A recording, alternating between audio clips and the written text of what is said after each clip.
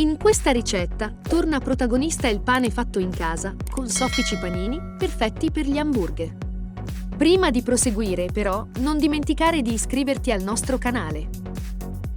Iniziamo la preparazione dei panini versando nella scodella dell'impastatrice 110 ml di latte tiepido e 110 ml di acqua a temperatura ambiente. Aggiungiamo poi 20 g di lievito di birra fresco e sciogliamolo completamente, aiutandoci con una frusta a mano. Montiamo poi sulla planetaria il gancio per gli impasti e accendiamola a bassa velocità. Uniamo un cucchiaino di sale e uno di zucchero, seguiti da 55 ml di olio extravergine di oliva. Lasciamo mescolare gli ingredienti. Infine, integriamo un cucchiaio abbondante di burro fuso, dopo il quale potremo iniziare ad aggiungere la farina. Ci serviranno 300 g di farina 00 che dovremo versare a pioggia, un cucchiaio alla volta. Cerchiamo di aggiungerne di nuova solo quando quella già presente nella tazza della planetaria è stata completamente assorbita dall'impasto. Lasciamo lavorare l'impastatrice fino a ottenere un impasto molto idratato, umido e appiccicoso.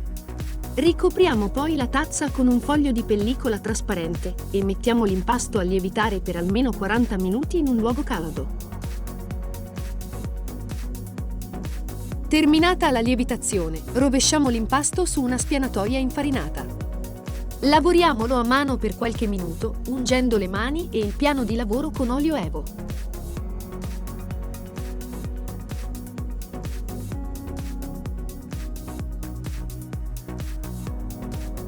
Diamo forza alla pasta, ripiegandola più volte su se stessa.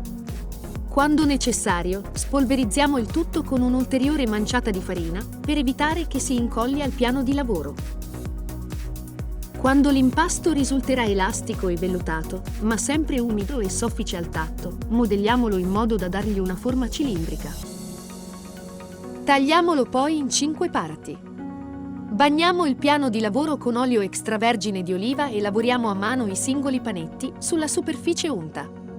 Ripieghiamoli dapprima su se stessi e poi diamo loro la forma di piccole palline di pasta di pane.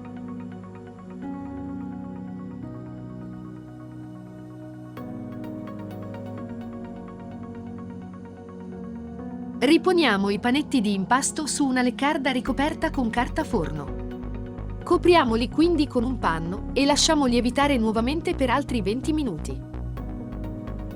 Una volta terminata la seconda lievitazione, spennelliamo la superficie dei panini con del latte. Cospargiamoli poi con una pioggia di semi di sesamo. Ora che gli impasti sono pronti, non ci resta che infornare i nostri panini per hamburger. Cuociamoli 25 minuti in forno preriscaldato a 200 gradi.